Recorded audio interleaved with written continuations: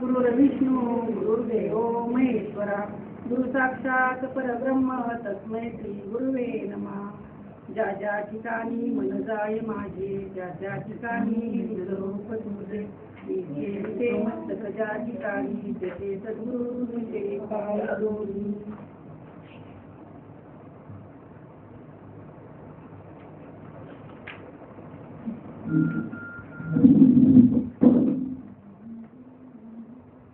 चिंतनासाठी घेतलेली ओवी. अध्याय पहिला, ओवी क्रमांक 25.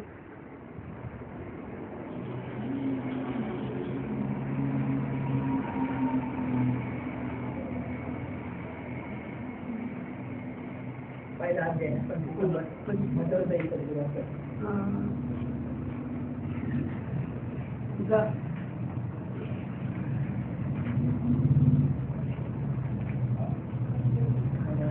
मनोनी जाणतेने गुरु भटिजे तेने कृतकार्य होईजे जैसे मूळ चिंतने सहजे शाखा पल्लव संतोषिते. माऊलींनी पहिलंच मला काही इतकं बोलता येणार नाही बरं पण समजून घ्या मला. तर मनोनी हा शब्द वापरलाय माऊलींनी तर पहिला. आता मनोनी या मागे काहीतरी असेल.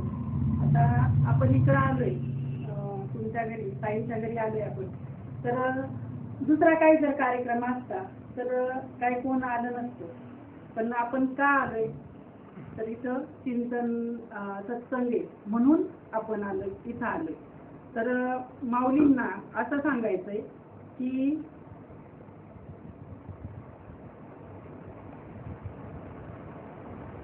मज हृदयी सद्गुरु जेने तारिला हा संसार गुरु मनोनी विशेषे अत्यादरू विवेकावधी. मग त्या सद्गुरूंचं हृदयात जे आसन मी केले तर त्या आसनावर रूढ राहण्यासाठी आणि ह्या भवसागरातून तरुण जाण्यासाठी मी माझ्या सद्गुरूंना माझ्या हृदयात केले. आणि म्हणून त्या सद्गुरूंनी जी दिव्य दृष्टी मला दिली आहे, जैसे डोळे अंजन भेटे ते वेळी दृष्टीची फाटा फुटे मग वास पाहिजे तेथे प्रगटे महानिधी. म्हणजे सद्गुरूंनी जे दिव्य अंजन मला दिले तर ते त्या दिव्य दृष्टीने मला हे पाहण्याचा आणि त्याच्यामुळं मला अनन्य सद्गुरूंना अनन्य भावाने शरण जाऊन त्यांचं भजन त्यांची सेवा कशी करायची ही दृष्टी माझी झाली. आणि का चिंतामणी झाली हाती सदा विजयवृत्ती मनोरथी तैसा मी पूर्ण कामत्री निवृत्ती ज्ञानदेवमयी.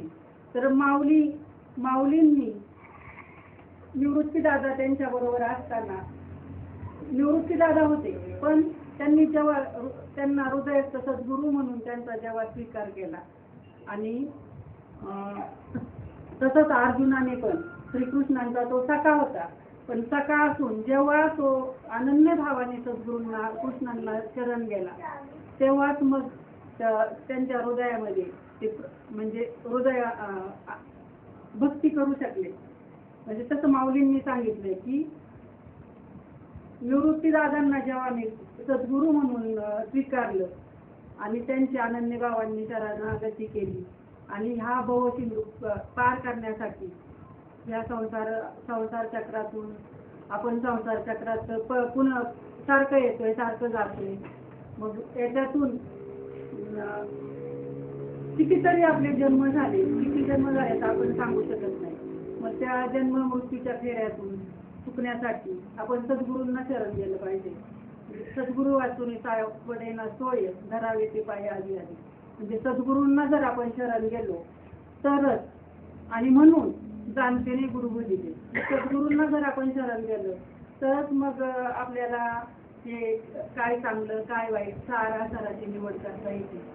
आणि त्याच्यातून आपलं जे संसारात आपल्या प्रारब्धाने जे काही सुखदुःख आली आता त्या म्हणत होत्या तसं म्हणजे नाही का त्याच्यातून कसं बाहेर पडायचं हे सद्गुरूंशिवाय आपल्याला कुणी सांगू शकत नाही.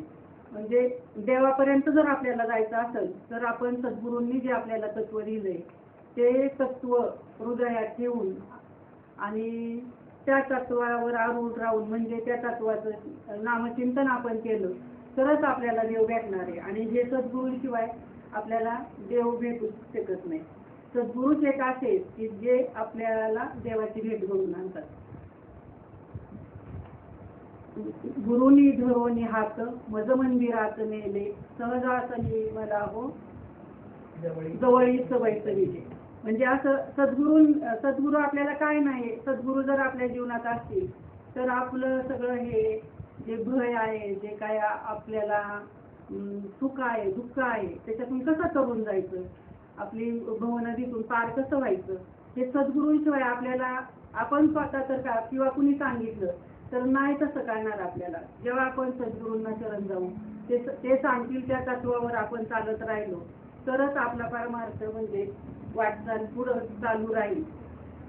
म्हणून माऊलींनी सांगितले की जाणतेने गुरु भजिले. म्हणजे जाणायचंय आपल्याला पहिला आधी जाणून आपल्याला गुरु करायचंय आणि मग यांनी दिलेल्या तत्वावर चालायचंय आपल्याला. तर मला काही इतकं हे नाही, मी जेव्हा कधी परमार्थात आले तर मी ते मस्करी ताईंमुळं हा माझा परमार्थ आहे. खरं सांगते मी की त्या जर माझ्या आयुष्यात नसत्या, आता त्या बोलतात मगाशी त्या बोलल्या की मी लय कडक शब्दात बोलते, खरंच त्या कडक शब्दात बोलतात पण ते ना चांगल्यासाठीच बोलतात. कधी त्या असं म्हणजे वाईट भावनेने मला अनुभव आहे की मी एकदा त्या जे म्हटल्या ना की खोटं बोलायचं, मला ते एकदा डायरेक्ट बोलल्या की घरून निघायला आमची एक वेळ ठरलेली असायची तर इतक्या वाजता आपलं ज्ञानेश्वरी वाचन होणार आहे, तुम्ही आल्या पाहिजे. पण घरी मी नेमकी निघाली की आपल्याला आता हे संसार म्हटलं ना काही कसं नाही निघताय. आता मला इकडं निघायला तरी मी सारखं घड्याळ पाहत होते 12, मग आपल्याला 11:30लाच निघालं पाहिजे, नाहीतर मग मी म्हणजे 12 तुम्हाला टायमिंग दिलंय म्हणजे त्या टायमिंगच्या पण खूप वाक्य आहे की 12लाच आलं पाहिजे. म्हणून मी इतकी असं धावपळ केली आणि मग कधी मला असं 1-2 वेळा खरं सांगते मी खोटं पण बोलले त्यांच्याबरोबर की असं कारण त्या खूप कडक बोलायच्या. मला आधी असं पण वाटायचं अरे, पण नंतर मला म्हणजे असं कळलं की नाही आपल्या भल्यासाठी मग असं नाही, आपण त्यांना ते जे बोलतील ते जे सांगतील आणि तसंच आपण गुरूंनी पण जे सांगितलंय ते जर आपण निष्ठेने त्यांच्यावर जर श्रद्धा ठेवली तरच आपण पुढंच करून जाणार आहे. नाहीतर त्यांच्यावर जर निष्ठा नसेल, आपला श्रद्धा नसेल तर आपण जाणार नाही पुढं, म्हणजे मार्गस्थ होणारच नाही. ते आपली वाटचाल जाग्यावरच राहणार आहे.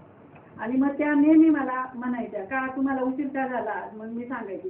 पण कधी खूप वेळा असं पण असायचं की मला खरंच म्हणजे मी निघाले का कोणीतरी दरवाज्यात यायचं का 2 मिनिटं आणि असं पण असायचं का तो आलाय म्हणून त्याच्याशी 2 मिनिटं तरी आपलं बोललं पाहिजे.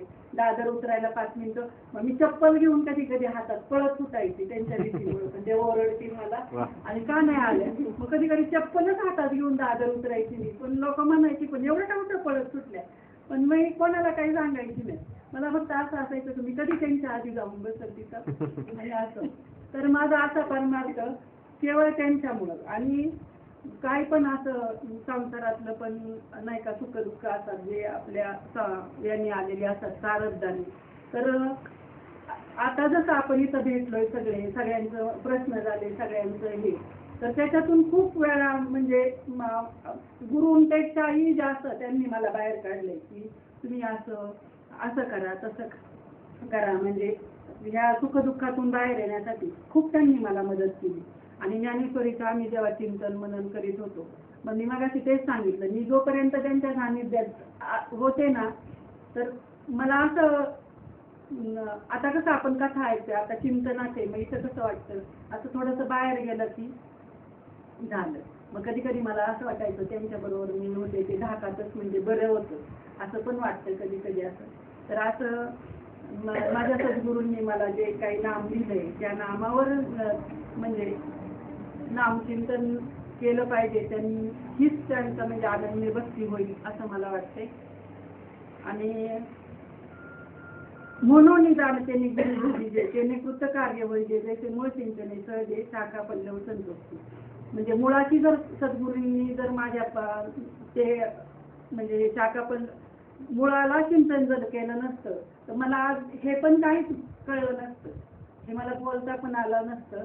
आणि असं काय असतं राग द्वेष लोभ हे जे आहे हे ह्या सद्गुरूंच्या माझ्या जीवनात येण्यामुळं ते म्हणजे मला सहज असं दूर लोटायला मदत होते की मी सहज असं त्याच्यावर नाही का त्याच्यातून पटकन बाजूला येऊ शकते आणि आता काही त्याचा परिणाम माझ्यावर होत नाही. म्हणून सद्गुरूंचा आपल्या जीवनात तितकंच म्हणजे एक वेळ म्हणजे सद्गुरूच असे आहेत की जे आपल्या हाताला धरून देवाची भेट घडवणारे म्हणजे देवाला भेटवणारे ते म्हणजे देवापेक्षाही ते श्रेष्ठ आहेत असं माऊली पण म्हणतात. आणि म्हणून सद्गुरूंना शरण जा, त्यांच्या अनन्य भावाने शरणागती पत्करा आणि असा तुम्ही सत्संग करा म्हणजे आम्हाला पण पुढे बोलता येईल. आता कसं पहिलीच वेळ आहे त्याच्यामुळे मला इतकं नाही, पण काही तुम्हाला मी म्हटलं होतं की आपण प्रत्येक एकादशीला सत्संग ठेवा तुमच्या घरी, तर आम्हाला पण यायला होईल. आणि आम्हाला आम्ही जे काय आता मागं आहेत आम्ही असं नाही म्हणत मी, पण एक सद्गुरूंची संगती आणि संगत खूप महत्वाची आहे. खरं सांगते मी, ताईंची संगत जर नसती ना त्या कडक आहेत म्हणून मी इथपर्यंत राहण्याचं मी पण म्हटले असे जाऊ दे आता कुठं कोण नाहीये आणि कशाला काय करायचं पुढं. पण त्यांनी जेव्हा मला आम्ही संपर्कात आलो तेव्हा त्यांनी मला सांगितलं सगळं सोडायचं पण चिंतन सोडायचं नाही, ते नामस्मरण करायचं सोडायचं नाही, नाम घेतच राहायचं किती संकट येईल तुमच्यावर, नामाशी विन्मुख व्हायचं नाही. म्हणून मग त्यांचं ऐकून आज इथपर्यंत आले आणि मला आवड निर्माण झाली. मला असं काही नाही का मी आले नाही तर म्हणजे मला कोण काय ओरडल बोलल मला येईल नाही येईल मला नाही माहिती, पण मला माझ्या जीवनात मला सद्गुरू भेटले, मला ते नाम भेटलं, खूप भाग्यवान आहे मी समजते स्वतःला. आणि खूप पूर्वजन्मीची काहीतरी पुण्य आहे असेल म्हणून हे तुमच्यासारखे सगळे संत मंडळी मला माझ्या जीवनात आले. नाही तर कुठंतरी असंच संसाराच्या गप्पा हे ते करीत बसले असते याचं त्याचं हे. मला काय ते म्हणजे नराचा नारायण सद्गुरूंनी केलंय मला, याच्यापेक्षा अजून काय पाहिजे. तुमची भेट नेहमी होत राहून असाच सत्संग माझ्या जीवनात येऊ एवढीच तुमच्या प्रार्थना.